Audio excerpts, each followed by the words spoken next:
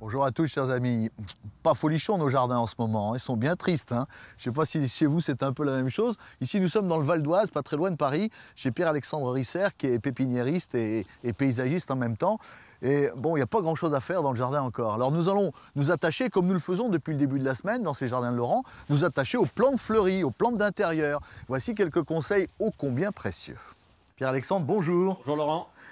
Donc, auparavant, avant de savoir comment il faut les entretenir, ces plantes, lesquelles faut-il choisir? Vous avez sélectionné pour nous ces plantes fleuries magnifiques, notamment celle-là. Ça, c'est le Sympolia, c'est une vraie plante exotique, c'est-à-dire qu'il lui faut la même température constante jour et nuit tout au long de l'année.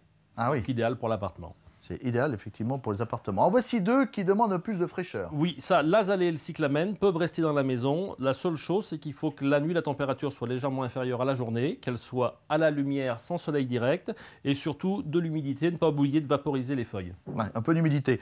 Quand on dit la nuit un peu plus fraîche, c'est-à-dire 5-6 degrés de moins, voilà. Si possible. Alors celles-ci sont plus fragiles, j'allais dire, mais elles sont tellement belles. Oui, alors ça, c'est plutôt éphémère. Disons que ce pas des plantes qui sont faites pour l'intérieur, mais on peut les garder quand même en fleurs, 3 semaines, un mois, et profiter de leur floraison en plein hiver. Commençons. La campanule à fleurs bleues, Belle. le petit genêt à fleurs jaunes, Oh, les Bretons seront contents. et le calcéolaire. Le calcéolaire. Voici 3 fleurs magnifiques que vous allez pouvoir mettre dans la maison à peu près partout. Voilà. Les dernières. Alors les dernières, le stéphanostis et le jasmin, qui sont 2 plantes grimpantes à floraison très parfumée. Elles peuvent rester dans la maison. La seule condition aussi, c'est un peu moins de température la nuit que la journée, et ne pas oublier de vaporiser le feuillage.